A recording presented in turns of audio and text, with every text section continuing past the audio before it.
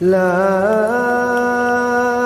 أقسم بيوم القيامة ولا أقسم بالنفس اللوامة أيحسب الإنسان أن لن نجمع عظامه بلى قادرين على أن نسوي بنانه. بسم الله الرحمن الرحيم. الحمد لله رب العالمين والعاقبة للمتقين والصلاة والسلام على سيد الأنبياء والمرسلين سيدنا ونبينا ومولانا محمد وعلى آله وأصحابه أجمعين وعلى من تبعهم بإحسان إلى يوم الدين. أما بعد فأعوذ بالله من الشيطان الرجيم. بسم الله الرحمن الرحيم. أم كنتم شهداء إذ حضر يعقوب الموت إذ قال لبنيه ما تعبدون من بعدي قالوا نعبد إلهك وإله آبائك إبراهيم وإسماعيل وإسحاق إله واحد ونحن له مسلمون. صدق الله العظيم. وقال النبي الأكرم صلى الله تعالى عليه وسلم بادروا بالأعمال الصالحة فتكون فتن كقطع الليل المظلم يصبح الرجل مؤمنا ويمسي كافرا ويمسي مؤمنا ويصبح كافرا ويبيع دينه بعرض من الدنيا أو كما قال عليه الصلاة والسلام. وصلى الله على النبي الأمي الكريم وعلى آله وسلم تسلیما. رب اشرح لي صدری ویسر لي امری واحلل عقدۃ من لسانی یفقہوا قولی. آپ حضرات بھی درود شریف پڑھ لیں. اللہم صلی علی سیدنا ونبینا ومولانا محمد وعلى آل سیدنا ومولانا محمد وعلى آلہ وبارک وسلم. محترم علماء کرام، معزز حاضرین، نوجوان ساتھیوں، عزیز بچوں، پردہ نشین ماؤں اور بہنوں، جیسا کہ آپ سبھی حضرات کو معلوم ہے کہ یہ مہینہ ربیع الاول کا مہینہ چل رہا ہے. اسلامی تاریخ اور اسلامی کیلنڈر کا یہ تیسرا مہینہ ہے. اسی مہینے میں امام الانبیاء، خاتم النبیین، سرور کونین، تاجدار دو عالم، آقا و مولا حضرت محمد الرسول اللہ صلی اللہ تعالی علیہ وسلم اس دنیا کے اندر تشریف لائے تھے. اسی مناسبت سے آپ دیکھتے ہیں کہ اس مہینے میں خاص طور سے 12 تاریخ کو لوگ آپ صلی اللہ تعالی علیہ وسلم کی آمد کا جشن اور خوشیاں مناتے ہیں. حالانکہ ولادت کی جو تاریخ ہے وہ مختلف فی ہے، اس میں اختلافات ہیں محققین کے، علماء کے، اور قطعی یہ نہیں کہا جا سکتا کہ 12 ربیع الاول کو آپ کی ولادت باسعادت ہوئی ہے. البتہ ایک کمزور قول ضرور ہے، لیکن راجح اور قوی قول یہی ہے کہ 8 ربیع الاول اور پھر یا 9 ربیع الاول کو آپ کی ولادت باسعادت کا واقعہ پیش آیا تھا، اور 12 ربیع الاول کو آپ کی وفات ہوئی تھی. اس کے اندر تو کوئی شبہہ اور کوئی اختلاف نہیں ہے. لیکن بہرحال لوگ جس تاریخ کے اندر آپ کی وفات کا واقعہ پیش آیا، جس کے اندر کوئی اختلاف نہیں ہے، اس تاریخ کے اندر لوگ خوشیاں مناتے ہیں اور جشن مناتے ہیں، اور پھر محبت کے نام پر کیا کیا گل کھلاتے ہیں یہ مجھے کہنے کی ضرورت نہیں ہے. آپ سبھی حضرات دیکھ رہے ہیں، سن رہے ہیں، محسوس کر رہے ہیں، سمجھ میں آ رہا ہے۔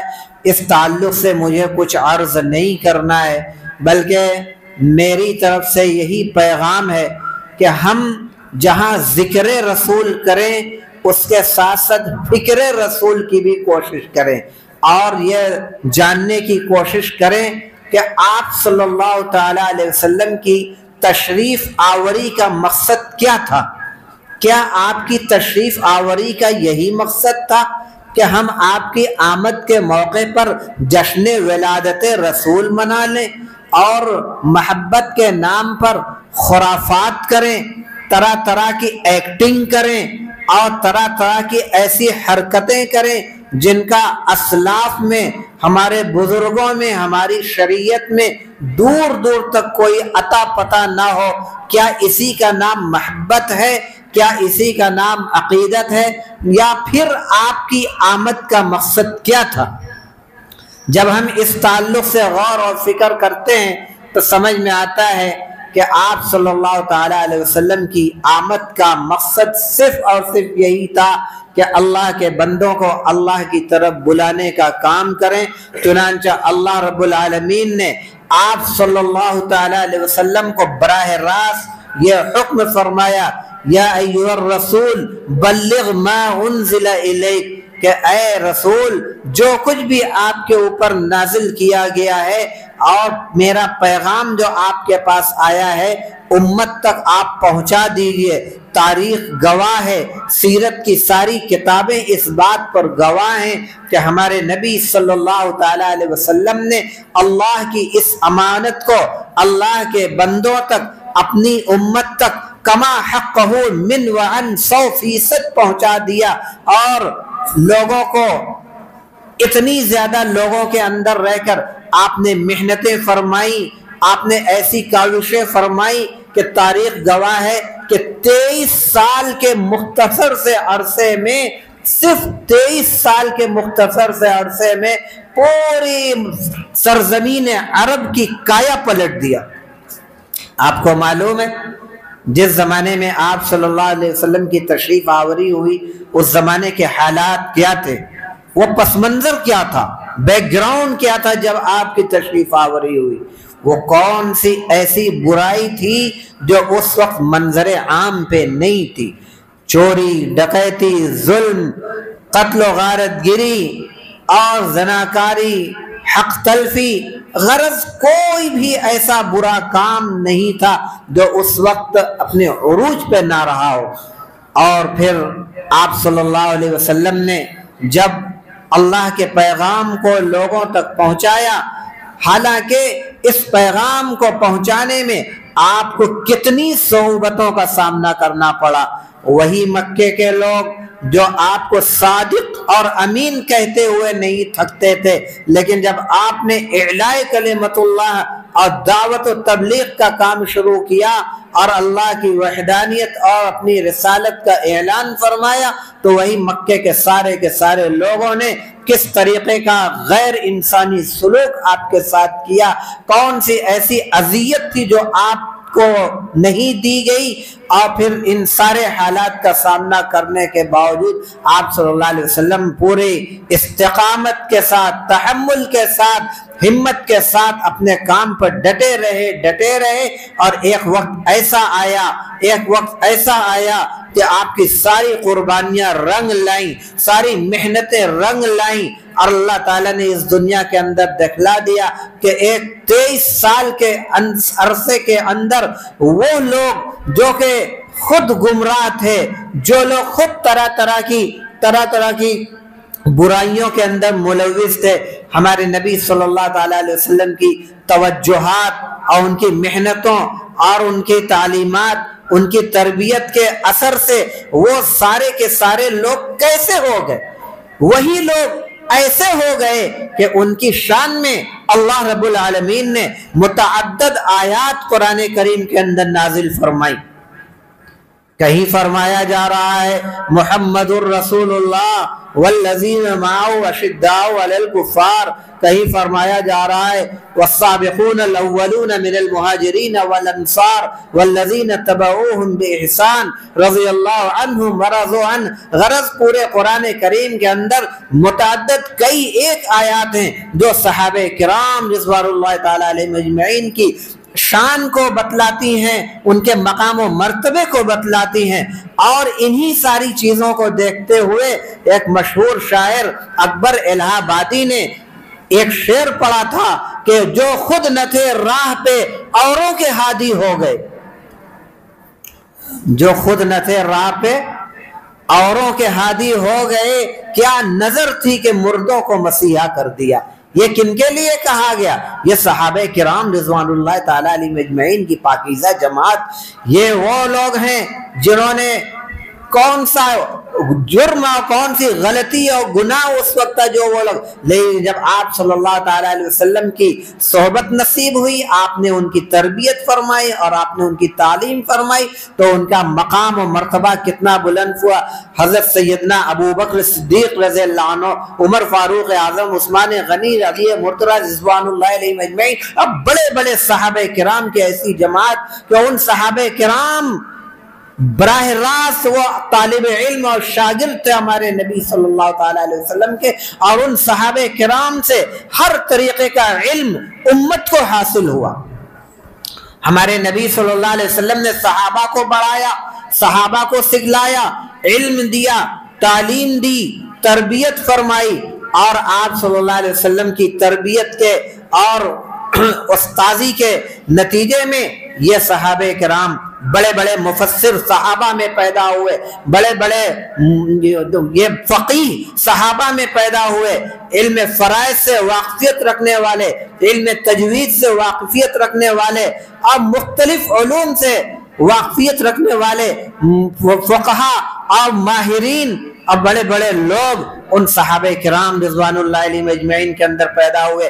کیا مرد، کیا عورتیں، کیا بوڑھے، کیا جوان، ہر ایک کے اندر اللہ تعالیٰ نے ایک عجیب و غریب صلاحیت پیدا فرمائی، اور یہ پورا جو علم کا ذخیرہ اور دینی یہ جو ساری چیزیں ہیں وہ سب کے سب انہی صحابہ کرام رضوان اللہ علیہم اجمعین کی بدولت تابعین کو اور تابعین کے توسط سے یہ تبع تابعین کو اسی طریقے سے پورا کا پورا علم اور یہ پورا کا پورا خزانہ آج امت کے اندر موجود ہے۔ تو حاصل کہنے کا یہ ہے کہ ہمارے نبی صلی اللہ تعالی علیہ وسلم کی بعثت کا جو مقصد تھا وہ آپ نے پورا کر کے دکھلایا،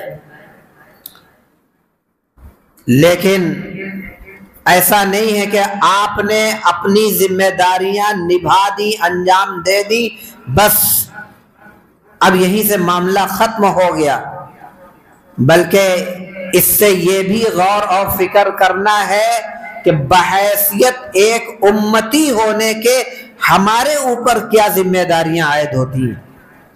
ابھی آپ نے سنا ہمارے نبی صلی اللہ تعالی علیہ وسلم کے تعلق سے کہ آپ آخری نبوت، آخری نبی ہیں۔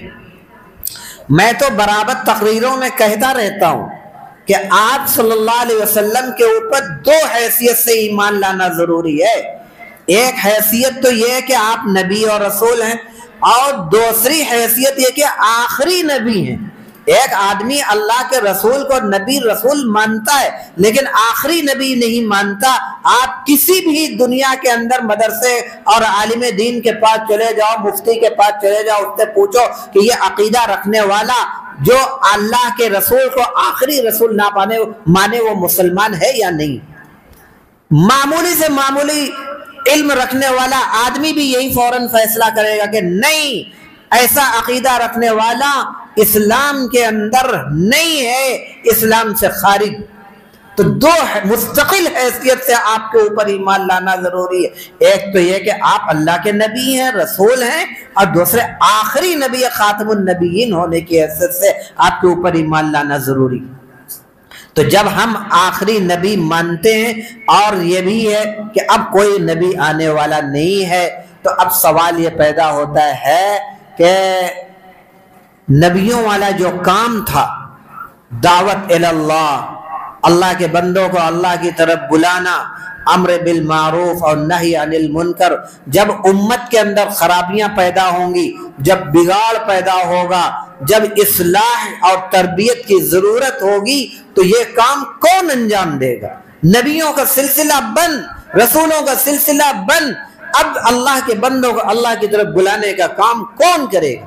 اس کا جواب خود اللہ رب العالمین نے قرآن کریم کے اندر فرمایا کہ کنتم خیر امت اخرجت للناس تأمرون بالمعروف وتنہون عن المنکر، کہ سن لو کہ تمہاری ذمہ داریاں وہی ہیں جو نبیوں کی ہوا کرتی تھی۔ اور تاریخ گواہ ہے، تمام تفسیر احادیث ساری کی ساری چیزیں، کسی بھی نبی کے امت کو خیر امت کا لقب نہیں دیا گیا، یہ صرف اور صرف ہمارے نبی صلی اللہ علیہ وسلم کی امت کو خیر امت کا لقب دیا۔ کنتم خیر امت اخرجت للناس، تم بہترین امت ہو۔ کیوں؟ اس لیے کہ تمہیں نبیوں والا کام کرنا ہے، امر بالمعروف اور نہی عن المنکر۔ اور الحمدللہ ثم الحمدللہ اس فریضے کو صحابہ کرام نے انجام دیا، تابعین نے انجام دیا، تبع تابعین نے، ان کے بعد یہ نسلن بعد نسلن، قرنن بعد قرنن، دعوت و تبلیغ، امر بالمعروف کا یہ مبارک عمل الحمدللہ ثم الحمدللہ آج تک جاری و ساری ہے، امت کے کاندھوں پر ہے، اور انشاءاللہ یہ تا قیام قیامت یہ سلسلہ جاری و ساری رہے گا، بشرطے کہ ہم اپنی ان ذمہ داریوں کو محسوس کرتے ہوئے، ان ذمہ داریوں کو اخلاص اور نیک نیتی کے ساتھ بحسن خوبی انجام دینے کی فکر کریں، اور اس بات کا تصور کر کے کریں کہ اس کام کے کرنے کے لیے کوئی اس بات کی شرط نہیں ہے کہ وہ آدمی کسی جماعت سے جڑا ہوا ہو، کسی ادارے کا فارغ التحصیل ہو، عالم مولوی مفتی ہو، بلکہ یہ کام امت کے ہر فرد کے اوپر، چاہے مرد ہوں، چاہے عورتیں ہوں، شہر کے رہنے والے لوگ ہوں، گاؤں کے رہنے والے لوگ ہوں، امیر ہوں، غریب ہوں، کسی بھی طبقے سے تعلق رکھنے والے لوگ ہوں، ہر ایک طبقے کے لوگوں کے لیے یہ پابندی عائد کی گئی کہ اگر تھوڑا بہت بھی تمہیں دین کا علم ہو تو تم اس دین کے علم کو ایک دوسرے تک پہنچاؤ۔ اور واضح طور پر اللہ کے نبی صلی اللہ تعالی علیہ وسلم نے فرما دیا کہ الا کلکم راعٍ وکلکم مسئول عن رعیتی، سن لو تم میں کہ ہر ایک کی حیثیت چرواہے کی ہے، اور تم میں سے ہر ایک سے اپنی رعیت، اپنی رعایا اور اپنے ماتحتوں کے بارے میں پوچھا جائے گا۔ ہماری مائیں اور بہنیں بھی موجود ہیں، وہ بھی اچھی طرح سن لیں کہ دعوت و تبلیغ، امر بالمعروف اور نہی عن المنکر اور اصلاح و تربیت کی یہ ذمہ داریاں ایسا نہیں ہے کہ وہ اس سے مستثنا ہے، بلکہ وہ بھی اس بات کی پابند ہے، اور اللہ رسول کی طرف سے انہیں بھی اس بات کا پابند بنایا گیا ہے کہ وہ اس کو انجام دیں۔ اللہ کے رسول صلی اللہ علیہ وسلم نے بھی فرمایا، اور خود قرآن کریم میں اللہ رب العالمین نے بھی ارشاد فرمایا، کیا ارشاد فرمایا؟ یا ایھا الذین آمنوا قوا انفسکم واہلیکم نارا وقودها الناس والحجارہ، کہ اے ایمان والو تم اپنے آپ کو بھی جہنم کی آگ سے بچاؤ اور اپنے اہل و عیال کو بھی جہنم کی آگ سے بچاؤ۔ تو جہنم کی آگ سے آدمی کیسے بچائے گا؟ خود اپنے آپ کو بھی بچنا ہے اور اپنے ساتھ ساتھ پورے اپنے اہل و عیال کو بھی بچانا ہے۔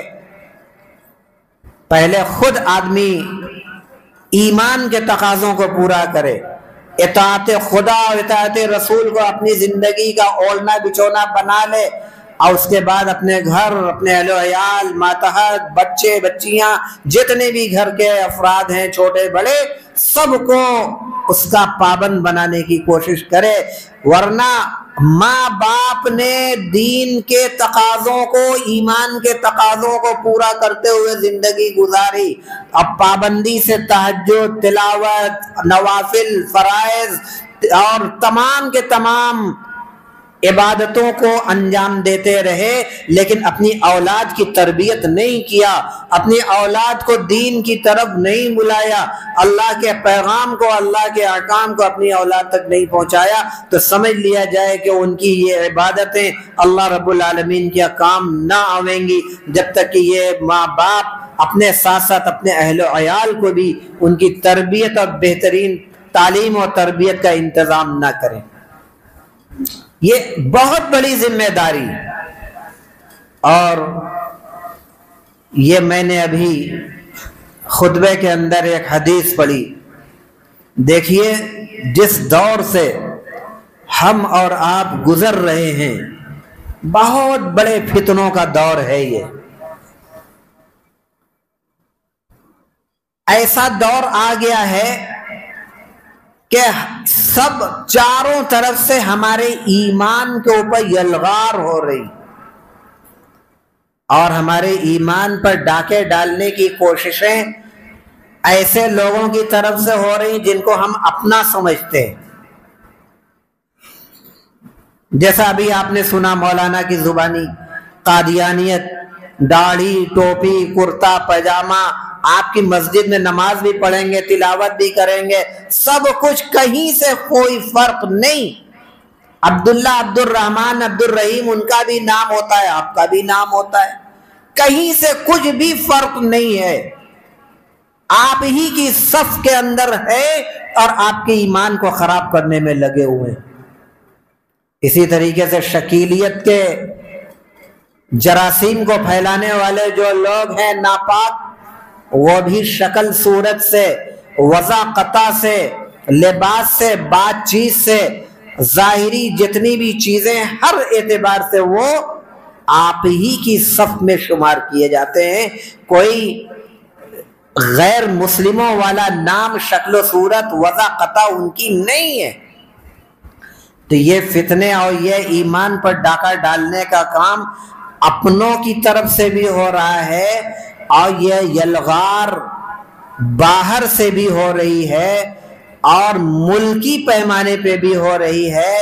ایسے ایسے لوگ، ایسی ایسی تنظیمیں اور ایسے ایسے فرقہ پرست طاقتیں بالکل مستحکم اور منظم طریقے سے لگی ہوئی ہیں کہ کسی نہ کسی طریقے سے ہمارے ایمان کو خراب کر ڈالیں۔ ان حالات کے اندر ہمیں اس بات پر اور زیادہ غور کرنے کی ضرورت ہے کہ ہمارے نبی صلی اللہ تعالی علیہ وسلم کی تشریف آوری کا مقصد کیا تھا؟ صرف جشن میلاد النبی منا لینا اور محبت کا یہ سمجھے کہ ہم نے حق ادا کر لیا؟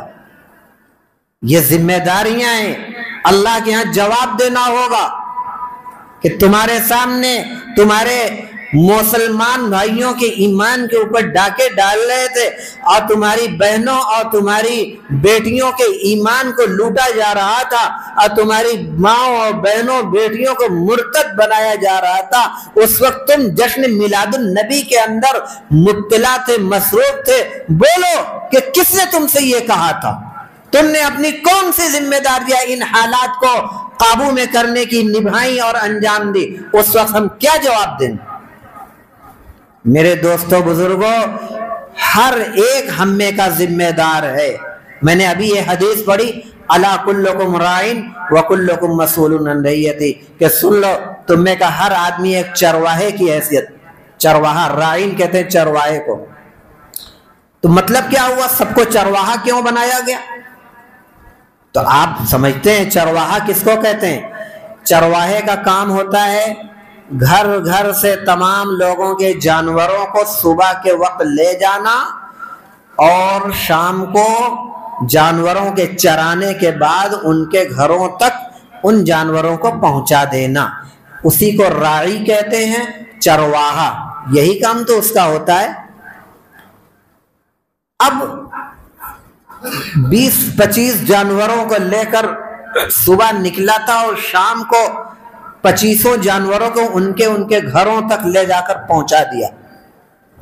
سارے جانور صحیح سالم ہیں، کوئی غائب نہیں ہے، کوئی زخمی نہیں ہے، کوئی چٹیل نہیں ہے، کوئی بات نہیں۔ لیکن اگر کوئی 25 جانور لے گیا اور 22 جانور لا کر دیتا ہے، اور کوئی جانور ایسا ہے صحیح سالم لے گیا تھا اور زخمی جانور ان کے مالک کے حوالے کر رہا ہے، تو آپ بتاؤ، ایمانداری سے بتاؤ کہ ان جانوروں کا مالک کیا ان جانوروں سے پوچھے گا کہ بول تیرا اور ساتھی کہاں گیا؟ تیرا ایک ساتھی 2 ساتھی غائب کیسے ہو گیا؟ بول تیرے اس ساتھی کو زخم کہاں سے آیا؟ چوٹیل یہ کیسے ہو گیا؟ اس کے پیر کیسے ٹوٹ گئے؟ کیا وہ جانوروں کا مالک ان جانوروں سے پوچھتا ہے کیا؟ کس سے پوچھا جائے گا؟ ظاہر سی بات ہے کہ جو چرواہا تھا اس چرواہے سے پوچھا جائے گا کہ تو جانور لے گیا تھا پوری تعداد، اور جانور اس وقت کم تعداد میں لے کر آ رہا ہے، صحیح سالم جانور لے گیا تھا اور یہ زخمی جانور کو ہمارے حوالے کر رہا ہے۔ بول کیا بات ہے؟ کون سی وجہ ہوئی؟ ہمارے جانوروں کو نقصان کیوں کر پہنچا؟ ذمہ دار جواب دے وہ راعی ہے، وہ چرواہا ہے۔ بعین ہی یہی حالات ہم لوگوں کے بھی ہیں، جن لوگوں کو بھی دین کا علم ہے، چاہے مرد ہوں چاہے عورتیں ہوں، سارے کے سارے لوگوں نے اگر یہ ذمہ داری بخوبی انجام دی اور اللہ کے ان بندوں کو جو دین سے ناواقف تھے ان تک دین پہنچایا، اپنی ذمہ داریوں کو انجام دیا، تب تو واہ واہ ماشاءاللہ۔ لیکن اگر خدا نخواستہ یہ لاپرواہی اور کوتاہی برتی تو ان تمام مخلوق اور ان تمام بندوں کے تعلق سے ہم سے جواب طلب کیا جائے گا کہ بول یہ بھٹک رہے تھے، یہ گمراہ ہو رہے تھے، یہ بے دین ہو رہے تھے، یہ بے راہ روی کے شکار ہو رہے تھے، تو کیا کر رہا تھا؟ تیرے اوپر یہ ذمہ داریاں عائد کی گئی تھی تو اس وقت تو کیا کر رہا تھا؟ تو نے کیوں ان کو راہ راست پر لانے کی کوشش نہیں کی؟ اور کوشش کرنا ہی تو صرف اپنے کام تھا، اپنے ذمہ تھا، ہدایت دینا تو اللہ ہی کے کام ہاتھ میں ہے، کم سے کم کوشش کرنا تو اپنے ہاتھ میں تھا، کوشش ہی کر لیے ہوتا، کم سے کم یہ تو کہتا کہ اے اللہ ہم نے کوشش کی، ہم سے جو بن سکا وہ ہم نے کیا، کیونکہ ہدایت دینا یہ اللہ کے ہاتھ میں۔ فَإِنَّكَ لَا تَهْدِي مَنْ أَحْبَبْتَ وَلَكِنَّ اللَّهَ يَهْدِي مَن يَشَاءُ۔ اے نبی آپ جس کو چاہیں ہدایت دے دیں، یہ نہیں ہو سکتا، اللہ جس کو چاہے گا وہ ہدایت دے گا، اسے ہدایت سے مالا مال کرے گا۔ تو اور پھر فَإِنَّمَا عَلَيْكَ الْبَلَاغُ وَمَا عَلَيْنَا إِلَّا الْبَلَاغُ، یہ ساری چیزیں آپ سنتے رہتے کہ آپ اے نبی آپ کے ذمے صرف حق بات کو پہنچا دینا، وہ کام کیا تو کم سے کم اتنا کام تو کرتا، اور عورتوں سے پوچھا جائے گا کہ اتنا کام تو کرتی۔ ہماری مائیں اور بہنیں بھی برابر سنتی رہیں کہ یہ ذمہ داری انہیں بھی دی گئی ہے، اگر انجام نہیں دیں گی تو کل قیامت کے دن انہیں بھی جواب دہ ہونا پڑے گا۔ اور ابھی میں نے جو شروع میں خطبے کے اندر آیت پڑھی تھی، جن حالات سے ہم اور آپ گزر رہے ہیں، بہت بڑے فتنوں سے ہم اس وقت گزر رہے ہیں، اور حالات اسی طریقے کے ہو گئے ہیں کہ ہم بھی حضرت یعقوب علیہ السلام کی اس سنت کو زندہ کرنے کی کوشش کریں۔ کون سی سنت؟ حضرت یعقوب علیہ السلام کا آخری وقت آتا ہے، اس وقت ہمارے نبی حضرت یعقوب علیہ السلام اپنے بیٹوں کو جمع کرتے ہیں اور ان سے سوال کرتے ہیں۔ کیا سوال کرتے ہیں؟ کتنی جائیداد بنائی، کتنے مکانات اکٹھا کیے، کتنے مال کمائے، کتنی دولتیں اکٹھا کریں، یہی سوال کیا تھا؟ نہیں، کیا فرمایا؟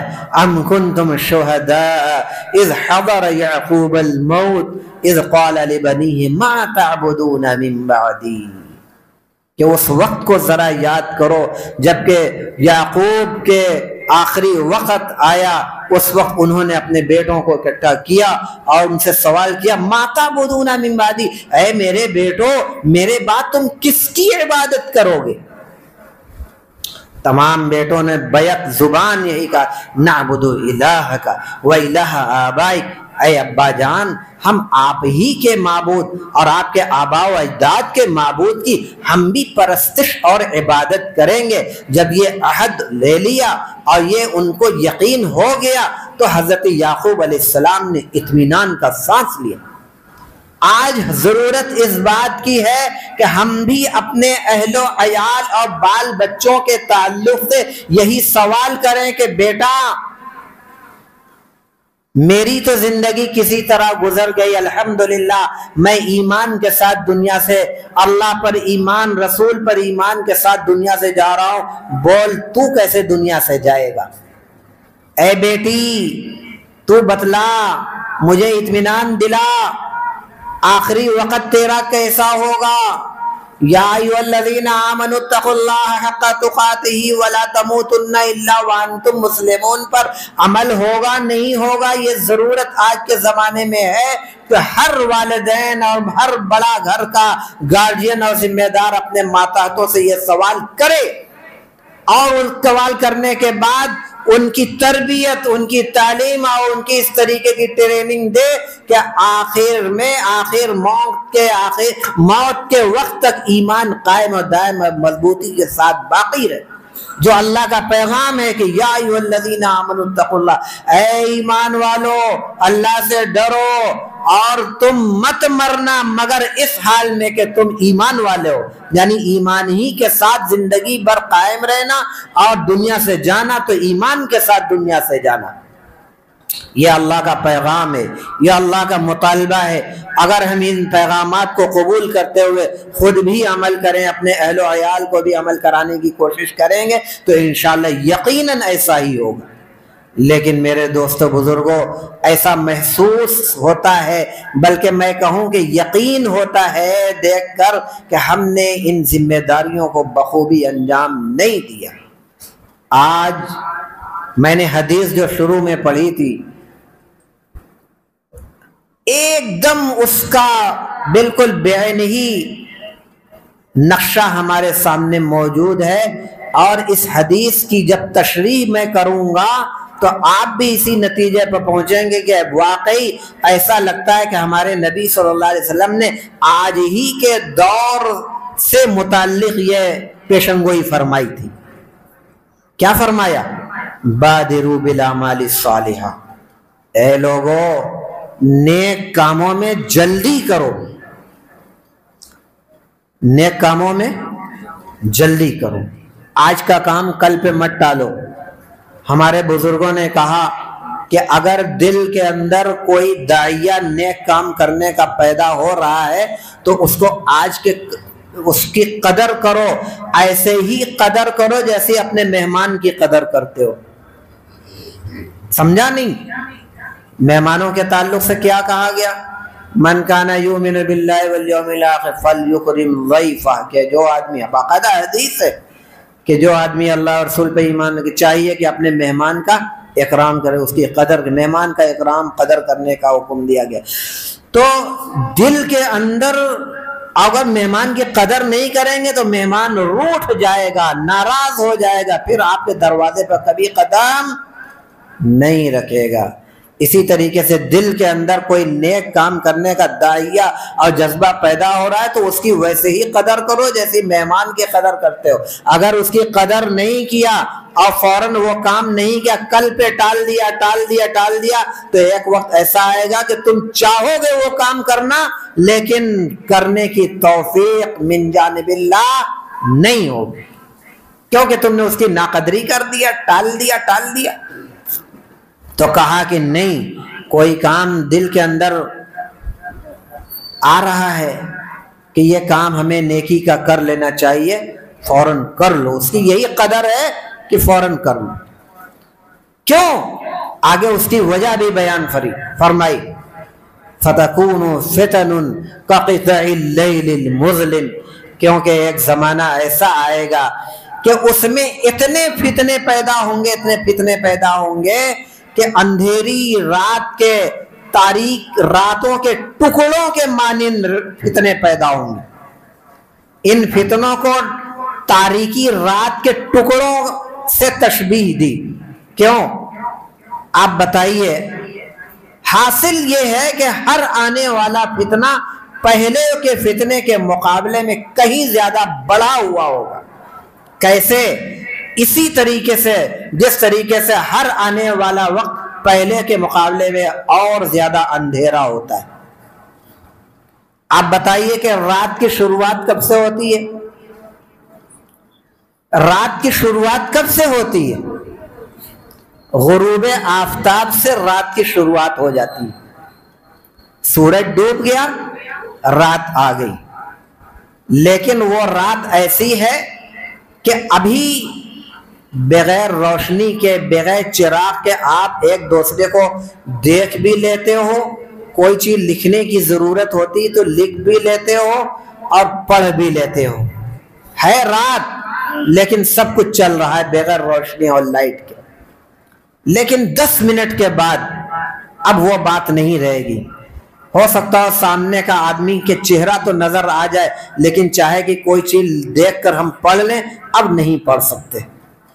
پھر 10 منٹ کے بعد آپ ایسا لگے گا کہ سامنے والے کی نہ شکل سمجھ میں آ رہی ہے، نہ تو کوئی چیز دیکھ پا رہے، حتیٰ کہ اپنا ہاتھ بھی آپ دیکھیں گے تو نہیں دیکھ پائیں گے۔ جیسے جیسے وقت گزرتا جائے گا ویسے ویسے تاریکی کے اندر، اندھیرے کے اندر اضافہ ہوتا جائے گا۔ ایک وقت ایسا آئے گا کہ کچھ بھی نہیں دکھلائی دے گا، حتیٰ کہ ایک قدم بھی آپ کے لیے چلنا محال ہو جائے گا۔ بے نہیں یہی معاملہ فتنوں کے بارے میں بھی فرمایا کہ ہر آنے والا فتنہ پہلے کے مقابلے میں کہیں زیادہ بڑھا ہوا ہوگا۔ اب بعض احادیث میں تو یہاں تک آیا کہ فتنے آسمان سے بارش کے قطروں کے مانند ٹپکتے ہوں گے، گرتے ہوں گے ایک لگاتار۔ اور جن حالات سے ہم گزر رہے ہیں آپ دیکھ لیں کتنے فتنے اس وقت میں۔ کیا فرمایا آگے؟ یصبح الرجل مؤمنا ویمسی کافرا، کہ ایک ایمان والا صبح کے وقت تو مومن ہوگا، شام ہوتے ہوتے اپنے ایمان سے ہاتھ دھو بیٹھے گا۔ یمسی کافرا، شام اس حالت میں گزرے گی کہ وہ کافر رہے گا۔ صبح کے وقت صاحب ایمان کا، لیکن غلط روش، غلط صحبت، غلط عقیدے اور غلط فاسد اور برے لوگوں کی سنگت اختیار کر کے شام ہوتے ہوتے اس نے اپنے ایمان کو خیر بات کہہ دیا اور کافر۔ وَيُمْسِي مُؤْمِنٌ وَيُصْبِحُ كَافِرًا، شام کے وقت تو مومن رہے گا، لیکن صبح ہوتے ہوتے وہ اپنے ایمان سے ہاتھ دھو بیٹھے گا۔ اور پھر فرمایا کہ وَيَبِيعُ دِينَهُ بِعَرَضٍ مِّنَ الدُّنْيَا، کہ اپنے دین کو، اپنے ایمان کو چند ٹکے کے پیسے بیچ ڈالے گا۔ آج جن حالات سے ہم گزر رہے ہیں، مختلف طرح کی سازشیں چل رہی ہیں، اور میں پھر کہہ رہا ہوں کہ اپنی صف کے اندر جو لوگ ہیں، جن 2 فرقوں کا نام لے کر میں نے کہا، وہ لوگ بھی اور باہر کے لوگ بھی باقاعدہ منظم طریقے سے معاشی استحکام کے نام پر، معاشی مدد کے نام پر وہ لالچ دے کر کبھی تعلیم کا، کبھی دوا علاج کا، کبھی دیگر ضروریات کا بہانہ دے بنا کر، پھسلا کر، بہلا کر مالی تعاون کریں گے، اور مالی تعاون کرنے کے بعد تب وہ آسانی سے اپنے عقیدے کو، اپنے نظریات کو تھوپیں گے، اور اس وقت وہی حال ہوگا کہ ظاہر سی بات ہے کہ جب آپ ان سے مدد لیں گے اور جب آپ ان کی مدد قبول کریں گے، ان کا کھائیں گے، ان کا، تو ظاہر ہے کہ نمک کا حق تو ادا کرنا ہی پڑے گا نا۔ اور جب نمک کا حق ادا کریں گے تو کیا ہوگا؟ ایمان باقی رہ جائے گا کیا؟ وہ جب چاہے گا آپ کے ایمان کا سودا کر لے گا۔ آپ چند پیسوں کے بدلے میں اپنے ایمان کو بیچ ڈالا، اور نہ جانے کتنا ایسا ہو چکا۔ یہ قادیانی اور یہ شکیلی اور یہ عیسائی اور عیسائی مشنریاں اور پھر اس طریقے سے ہمارے ملک کی کچھ نئی تنظیمیں اس وقت وجود میں آئی ہیں، ان سب لوگوں کا یہی مشن ہے، پیغام ہے، اور ان سب لوگوں کا یہی پلان ہے کہ ایسا ماحول بناؤ کہ کسی طریقے سے بہلا کر، ڈرا کر، پھسلا کر، لالچ دے کر، مال کی اور مالی امداد کی کے ذریعے سے، اور بہت حد تک مجھے افسوس کے ساتھ کہنا پڑ رہا ہے کہ بہت حد تک یہ کامیاب بھی ہے۔ تو ان حالات کے پیدا ہونے میں کیا ہماری ذمہ داری نہیں بنتی؟ کیا ان حالات کے پیدا ہونے میں ہم ذمہ دار نہیں ہیں؟ ان حالات کے پیدا ہونے میں ہم بھی ذمہ دار ہیں۔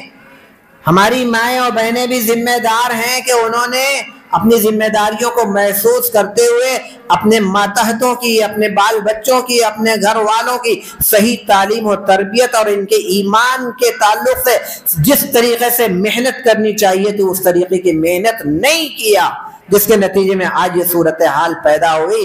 اور وہ حدیث جو پیشن گوئی ہمارے نبی صلی اللہ علیہ وسلم نے فرمائی تھی آج ہمارے اندر موجود ہے۔ اس خوش فہمی کے اندر مت رہو کہ چلو ابھی تو یہ دور آیا نہیں ہے، آئندہ جب آئے گا تو دیکھا جائے گا، اور ہم زندہ رہیں گے تو اپنی ان ذمہ داریوں کو، محنتوں کو کر لیں گے۔ نہیں، اس غلط فہمی میں مت رہو، یہ سمجھ لو، میں پوری ذمہ داری کے ساتھ کہہ رہا ہوں کہ یہ دور آ چکا ہے۔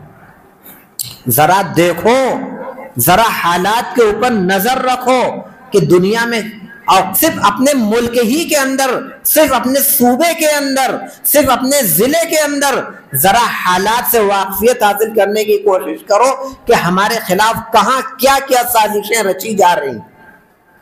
ہماری مسجدوں تک سے محفوظ نہیں، جیسا کہ ابھی میں نے کہا، مولانا نے کہا، مسجدوں کے اندر بھی آ کر ہمارے ایمان کو خراب کیا جا رہا ہے، ہم محسوس نہیں کر پا رہے۔ اس لیے حالات سے باخبر ہونا بھی، یہ بھی ہمارے نبی صلی اللہ علیہ وسلم کی سیرت کا ایک اہم ترین جز ہے۔ ہمارے نبی صلی اللہ علیہ وسلم کی جہاں بہت ساری چیزیں، ان میں یہ بھی کہ حالات سے وہ باخبر ہوا کرتے تھے۔ بے خبری ہمارے لیے بہت نقصان دہ ثابت ہو رہی ہے۔ ہم بالکل ایسا لگتا ہے کہ دنیا و ما فیہا سے بے خبر ہو کر اپنی زندگی گزار رہے ہیں، اور ایسے حالات ہے کہ جب ان فتنوں کے تعلق سے لوگوں کو باخبر کیا جاتا ہے تو بڑی آنکھیں پھاڑ پھاڑ کر اچنبھے اور حیرت کی نگاہ سے، اچھا یہ بھی دنیا میں چل رہا ہے؟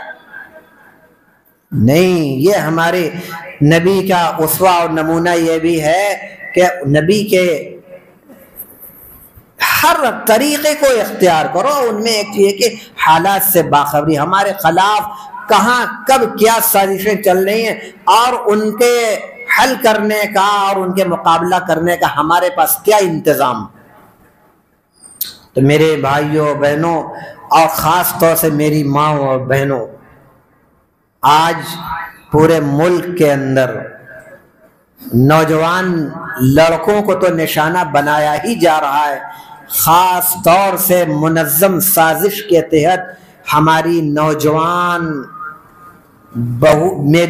بیٹیوں اور بہنوں کو خاص طور سے نشانہ بنایا جا رہا ہے، اور یہ فتنہ اس وقت پورے ملک کے اندر چل رہا ہے۔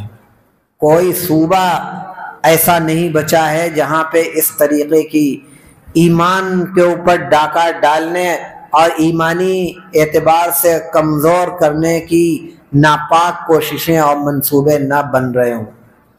کتنی بچیاں غیروں کے ساتھ جا کر یا تو مرتد ہو چکی ہیں، اور پھر یا تو انہوں نے ارتداد تو اختیار نہیں کیا، لیکن منظم سازش کے تحت ان کو اپنے دام میں پھنسایا، اور پھنسانے کے بعد شادی کیا، اور شادی کرنے کے بعد ان کو ظلم ستم اور اتنا زیادہ ایذا رسانی کی، یا تو موت کے گھاٹ اتار دیا، یا پھر ایسی کنڈیشن میں بالکل چوراہے پر چھوڑ دیا کہ اور بچی اور وہ بیٹی نہ گھر کی رہی نہ گھاٹ کی رہی۔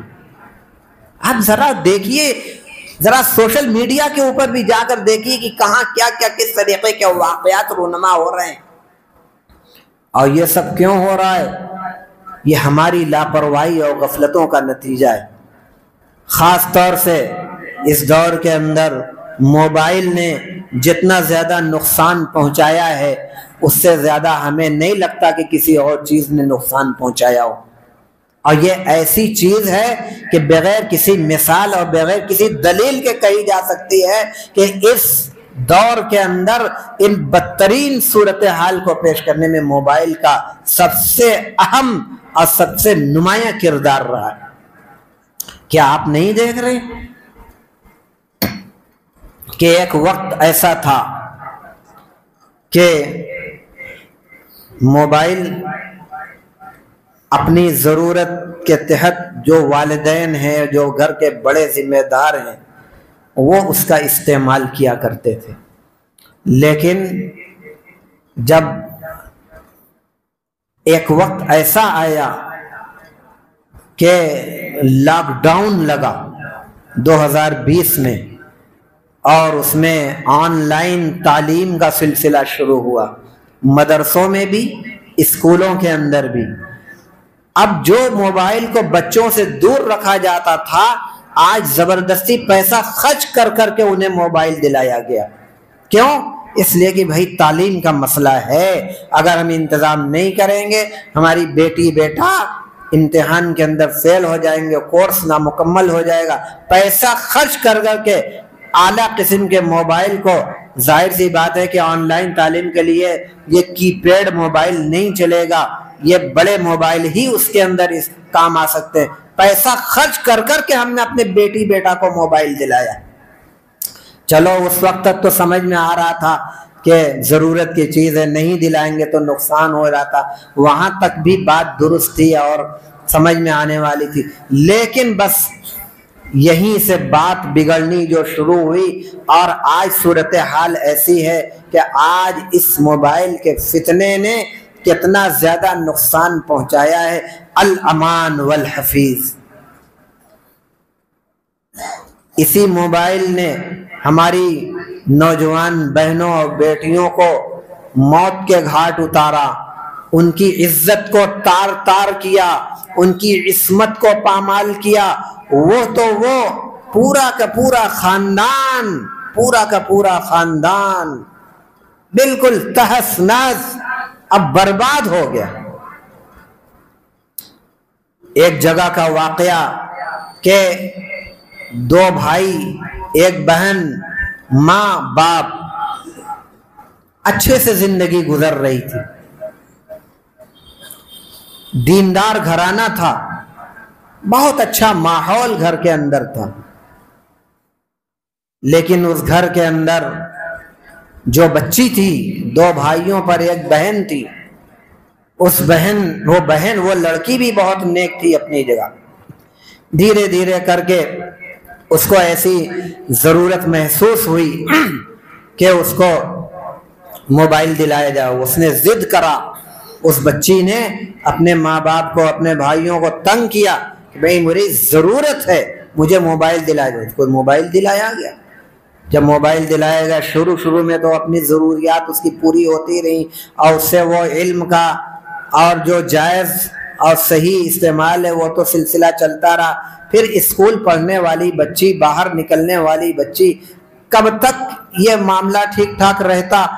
آہستہ آہستہ کر کے اسی موبائل کے ذریعے سے کسی غیر مسلم سے اس کا رابطہ ہوا، وہ بھی مسلمان ہی تھا، کسی نوجوان سے اس کا رابطہ ہوا، مسلمان سے رابطہ ہوا۔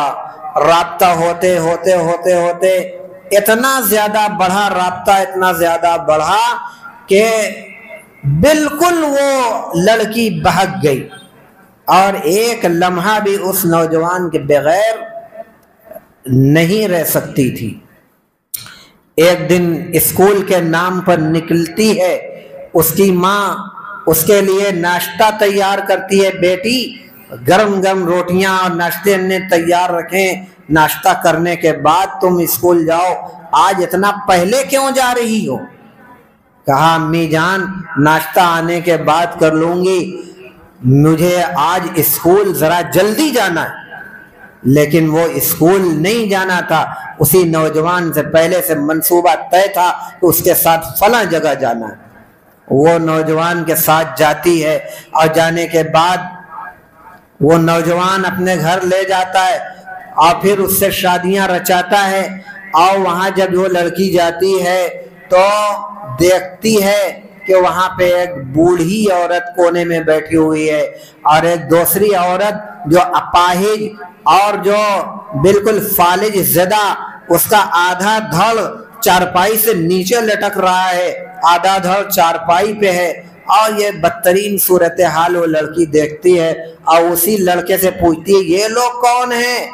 تو وہ نوجوان کہتا ہے دیکھ یہ میری ماں ہے، یہ میری بیوی ہے، اتنے دنوں تک میں خدمت کرتا رہا ان لوگوں کی، یہ پوری زندگی ان دونوں کی خدمت تجھے کرنی ہے، اور یہ مت سمجھ کہ میں تیرا شوہر اور تو میری بیوی، تو اس طریقے سے ہم عیش و عشرت کی زندگی گزارنے کے لیے میں تجھے نہیں لایا. بہرحال کرتے کرتے اتنی ظلم، زیادتی، مار پیٹ، اذیت کا وہ معاملہ 6-7 مہینوں کے بعد وہ لڑکی کسی نہ کسی طریقے سے بھاگ کر اپنے گھر کے اندر جب آتی ہے تو اس گھر کے اندر دیکھتی ہے کہ تالا لگا ہوا ہے، نہ باپ موجود، نہ ماں موجود، نہ بھائی لوگ موجود. ادھر ادھر لوگوں سے پوچھ رہی ہے، سماج کے لوگ، خاندان کے لوگ، آس پاس کے لوگ موجود ہوتے ہیں، اس کو بتاتے ہیں تو کیسی لڑکی ہے، تیری وجہ سے تیرے ماں باپ جب سے تو یہاں سے بھاگ کر گئی ہے ماں باپ کو سوگ لگ گیا، تیرے ماں تیرے باپ سب ہارٹ اٹیک ان کا ہو گیا، اور عزت اور بے عزتی کی وجہ سے تیرے بھائیوں نے خودکشی کر لیا. آج تیرے گھر کے اندر کوئی بھی نہیں ہے، تیری ماں جو موجود ہے وہ بھی بالکل پاگل ہو چکی ہے. اور یہی سب ابھی چل ہی رہا تھا، تھوڑی دیر میں اس کی ماں آ بھی جاتی ہے، وہ واقعتاً بالکل پاگل ہو چکی تھی. بہرحال یہ بڑی دردناک کہانی، بڑا دردناک، یہ بالکل صحیح واقعہ ہے. اس طریقے کی نہ جانے کتنی کہانیاں، کتنے واقعات اس وقت معرض وجود میں آ چکے ہیں، جو ہم سب، ہمارے والدین کے لیے بھی، خاص طور سے ماؤں کے لیے یہ عبرت کا نمونہ ہے، اور ہماری جو نوجوان بیٹیاں اور بہنیں ہیں ان کے لیے عبرت کا نمونہ ہے کہ ہم آج سے بھی ہم چیت لیں اور ہم یہ خیال کر لیں اور متنبہ ہو جائیں کہ یہ کتنا بڑا زہر ہے، یہ جہاں بہت کارآمد چیز ہے، اس کے غلط استعمال نے اس کو ہمیں کہاں تک لے جا کر ختم کر دیا کہ جان کے بھی لالے پڑ گئے، ایمان سے بھی ہاتھ دھو بیٹھی، نہ دنیا کے رہے اور نہ ادھر کے ہوئے نہ ادھر کے ہوئے. بہت سارے اس طریقے کے واقعات ہیں. میں بنارس شہر سے تعلق رکھتا ہوں، بنارس شہر کے اندر ادھر 2 سال سے مسلسل اس طریقے کے واقعات رونما ہو رہے ہیں.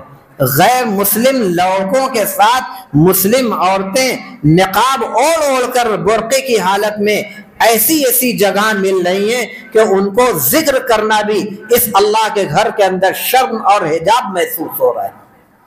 لیکن نقاب میں ذرا سوچو کہ یہی نقاب اگر نقاب اوڑھ کر کالج کے اندر جاتی ہے تو کالج کی انتظامیہ، وہاں کا اسٹاف، وہاں کے اسٹوڈنٹ اس کے اوپر یلغار کرتے ہیں کہ کالج کے نظام اور قانون کے مطابق تمہیں نقاب اتار کر آنا ہوگا، یہاں نقاب نہیں چلے گا. یا ایسی کہیں بھی جائیں گی اگر نقاب ان کے یہ، لیکن جب ان کے مقاصد کو پورا کرنے کا تو نقاب میں بھی جا رہی ہیں، اور ان کے پورے اسلامی جو تشخص ہے اس پورے اسلامی تشخص میں بھی جا رہے ہیں، تو ان کے اوپر کوئی فرق نہیں پڑتا، کیونکہ انہیں معلوم ہے کہ یہ تو اپنے مقصد کے اندر کامیابی حاصل کرنے کے لیے یہ آئی ہے. تو میری ماں و بہنوں، آخر میں اپنی بات ختم کرتے ہوئے یہی آپ حضرات سے درد مندانہ گزارش کر رہا ہوں کہ اپنی ذمہ داریوں کو آپ لوگ بھی محسوس کرو، اور تربیت تعلیم دونوں چولی دامن کا ساتھ ہے. تعلیم بہت اونچی دلا دیا، تربیت نہیں کیا تو ایسی تعلیم تو بالکل وبال جان ہے جیسا کہ ہو رہی. اس لیے یا ایھا الذین آمنوا قوا انفسکم واہلیکم نارا پر غور کیا جائے، اپنی ذمہ داریوں کو محسوس کیا جائے، گھر کے ماحول کو دینی بنایا جائے اور سنتوں کو زندہ کیا جائے، سنتوں کے اوپر خود بھی عمل کیا جائے، تلاوتوں کا گھر کے اندر معمول ہو، نمازوں کا معمول ہو۔ اگر گھروں کے اندر تلاوتوں کا معمول رہے گا اور بہترین تربیت گھر کے اندر رہے گی تو ہماری انہی گودوں سے آج بھی سیدنا عبد القادر جیلانی اور آج بھی خواجہ قطب الدین بختیار کاکی اور آج بھی خواجہ نظام الدین اولیاء اور آج بھی خواجہ فرید الدین گنج شکر مسعود اور آج بھی خواجہ معین الدین چشتی اجمیری پیدا ہو سکتے ہیں۔ اور ان سبھی اولیاء کرام کی تاریخوں کا مطالعہ کرو، ان کی سوانح حیات پڑھو تو سمجھ میں آئے گا کہ ان کو اس مقام اور رتبے تک پہنچانے کے لیے اگر کسی کی قابل قدر خدمت رہی ہے، محنت رہی ہے تو وہ ان کی مائیں رہی۔ ہر زمانے میں ایسا ہی رہا ہے۔ آج کے اس گئے گزرے دور میں بھی، آج کے اس فتنے سے لبریز دور میں بھی اگر مائیں صالحہ ہیں، نیک ہیں اور انہوں نے 100% اپنی اسلامی زندگی کو گزارنے کا تہیہ اور عہد کر لیا ہے تو آج بھی ان کے گھروں کے اندر دیکھا جا سکتا ہے کہ ننھے ننھے معصوم بچے ان سے کلمہ سن لو، ضروری دعائیں انہیں یاد ہیں اور تھوڑی اور عمر بڑھنے پر ان کے اندر نماز کی پابندی ہے، قرآن کی تلاوت ہے۔ یہ گھر کا ماحول نورانی بنا ہوا ہے اور یہ سلسلہ اگر قائم و دائم رہے گا تو انشاءاللہ یہی بچے کل کے دن والدین کا نام روشن کرنے والے ہوں گے۔ اور اگر خدا نخواستہ ہم ان ذمہ داریوں کو محسوس نہیں کریں گے تو اس کا نتیجہ وہی ہوگا جو آج گلی گلی ہم دیکھ رہے ہیں۔ اس طریقے کے بچے بچیاں گلی گلی موجود ہیں جو ہمارے خاندان کو، ہمارے نام کو، ہمارے ہر چیز کے اوپر کلنک بنے ہوئے، اور ان کی وجہ سے ہم عزت کی نگاہ سے نہیں دیکھے جا رہے ہیں، جہاں جا رہے ہیں شرمندگی اور لجاجت کی وجہ سے سر شرم سے جھک جا رہے ہیں۔ تو اس میں کہیں نہ کہیں سے ہماری بھی غلطیاں ہیں، پھر بھی غور کیا جائے سنجیدگی سے اور اس پر ان حالات کو سدھارنے کی اور بہتر بنانے کی کوشش کی جائے۔ اللہ رب العالمین کے لیے اخلاص اور نیک نیتی کے ساتھ اگر ہم ان فرائض کو، ذمہ داریوں کو بخوبی انجام دیں گے تو انشاءاللہ مایوس ہونے کی ضرورت نہیں ہے۔ حالات آتے رہتے ہیں اور اگر ہم ان ذمہ داریوں کو بخوبی انجام دیں گے تو ہمارے ہی ذریعے حالات کے اندر تبدیلی پیدا ہوگی۔ آسمان سے فرشتے نازل نہیں ہوں گے ہمارے حالات کو بدلنے کے لیے، یا باہر سے دوسری قومیں نہیں آئیں گی، ہم ہی لوگوں کو لائن پہ آنا پڑے گا اور ذمہ داریوں کو محسوس کرنا پڑے گا۔ وما ذلک علی اللہ بعزیز۔ اللہ تعالی ہم سب لوگوں کو کہنے سننے سے زیادہ ان ہدایات پر پورے طور پر چلنے عمل کرنے کی توفیق مرحمت فرمائے، آمین۔ وآخر دعوانا الحمدللہ رب العالمین۔ اللهم صل على سيدنا ونبينا ومولانا محمد وعلى آل سيدنا ونبينا ومولانا محمد وعلى آله وبارك وسلم۔ ربنا ظلمنا أنفسنا وإن لم تغفر لنا وترحمنا لنكونن من الخاسرين۔ ربنا لا تجعلنا فتنة للقوم الظالمين ونجنا برحمتك من القوم الكافرين۔ ربنا لا تجعلنا فتنة للقوم الظالمين ونجنا برحمتك من القوم الكافرين۔ ربنا لا تجعلنا فتنة للقوم الظالمين ونجنا برحمتك من القوم الكافرين۔ اللهم أرنا الحق حقا وارزقنا اتباعه وأرنا الباطل باطلا وارزقنا اجتنابه۔ اللهم حبب إلينا الإيمان وزينه في قلوبنا وكره إلينا الكفر والفسوق والعصيان واجعلنا من الراشدین۔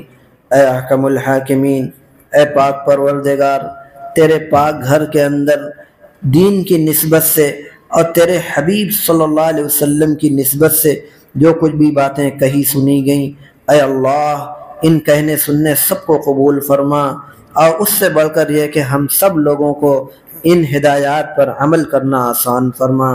اے احکم الحاکمین، ہم سب بڑے ہی گناہ گار، خطا کار، سیاہ کار ہیں، اے اللہ پھر بھی تیری رحمتوں کے امیدوار ہیں۔ یقیناً ہم لوگ اس قابل نہیں ہیں کہ ہم لوگوں کو معاف کیا جائے، لیکن اے اللہ پھر بھی ہیں تو تیرے ہی بندے، تیرے نام لیوا ہیں۔ اے احکم الحاکمین، تو بھی تو غفار ہے، ستار و قہار ہے۔ اے اللہ تیری ستاریت غالب ہوتی ہے، تیری غفاریت غالب ہوتی ہے تیری قہاریت کے مقابلے میں۔ اے اللہ تو بڑا رحم فرمانے والا ہے۔ احکم الحاکمین، اپنے فضل و کرم سے رحم کا، خیر کا مزید ہم لوگوں کے ساتھ معاملہ فرما۔ اے اللہ ہم سب لوگوں کی مغفرت کے فیصلے فرما دے۔ اے اللہ ہم سب لوگوں کو معاف فرما دے۔ اے اللہ اپنی مرضیات کے تابع بنا، اپنی مرضیات کے مطابق ہم سب لوگوں کو زندگی گزارنا آسان فرما۔ دین کی نسبت سے جو لوگ یہاں پہ ہمارے بہنیں، ہماری مائیں، ہمارے بھائی، ہمارے بڑے بوڑھے بچے سب آئے، اے اللہ ان آنے کو قبول فرما۔ اے اللہ جو کچھ بھی باتیں کہی گئی سب پر عمل کرنا آسان فرما۔ اے اللہ ایمان کے جو کچھ بھی تقاضے ہیں ان تقاضوں کو پورا کرنا آسان فرما۔ اے رب العالمین ہم میں کے جو بیمار ہیں انہیں شفائے کاملہ عاجلہ عطا فرما، ضرورت مند حاجت مندوں کی حاجتوں کو پوری فرما، جو صحت و تندرستی پر ہیں اے اللہ انہیں صحت و تندرستی پر قائم و دائم فرما۔ اے اللہ تجارت اور کاروبار سے جو لوگ پریشان ہیں غیب سے ان کی مدد فرما، ان کی مصیبتوں کو دور فرما، رحم کا، خیر کا، کرم کا، عافیت کا اے اللہ ہر ایک کے ساتھ معاملہ فرما۔ اے رب العالمین اس قدر فتنوں سے اندر ہم لوگ مبتلا ہیں، ہمارے ایمان خطرے کے اندر ہیں، ہماری مساجد، ہماری معابد، ہمارے اوقاف، یہاں تک کہ ہمارے ایمان بھی خطرے کے اندر۔ اے اللہ ہمارے ایمان کی حفاظت فرما، ہمارے اوقاف کی حفاظت فرما، ہماری مساجد، ہماری معابد، ہمارے قبرستان، اسلامی شاعر، اے اللہ ہر ایک کی حفاظت فرما، رحم کا، خیر کا، عافیت کا معاملہ فرما۔ اے اللہ ہم سب عاجز ہیں، ناتواں ہیں، کمزور ہیں، نالائق و نااہل ہیں۔ اے اللہ تو ارحم الراحمین ہے، باوجود ہے کہ ہم لوگ قابل رحم نہیں ہیں پھر بھی اے اللہ تو رحم کا معاملہ فرما دے، معاف فرما دے۔ اے اللہ خیر کا، فضل کا مزید ہم لوگوں کے ساتھ معاملہ فرما دے۔ اے اللہ اپنی مرضیات کے مطابق زندگی گزارنا آسان فرما۔ اے اللہ ظالم طاقتوں سے ہم سب کی حفاظت فرما، ظالموں کے ظلم سے ہم سب لوگوں کو محفوظ فرما۔ حبیب پاک صلی اللہ تعالی علیہ وسلم کے صدقے طفیل میں اے اللہ اس دعا کو قبول فرما لے۔ اس مجلس کے اندر معصوم بچے بھی ہیں، بے گناہ بچے بھی ہیں، اے اللہ بزرگ بھی ہیں اور عمر دراز لوگ بھی ہیں اور بے گناہ بوڑھی عورتیں بھی ہیں۔ اے اللہ ان سب کے صدقے طفیل میں ان کی برکت سے اے رب العالمین اس دعا کو قبول فرما لے۔ اے اللہ اس دعا کو قبول فرما دے، شرف قبولیت عطا فرما۔ اے رب العالمین فضل کا، خیر کا مزید ہم لوگوں کے ساتھ معاملہ فرما۔ ربنا تقبل منا انك انت السميع العليم وتب علينا يا مولانا انك انت التواب الرحيم وصلى الله على النبي الأمي الكريم وعلى آله وسلم تسليما سبحان ربك رب العزة عما يصفون وسلام على المرسلين والحمد لله رب العالمين۔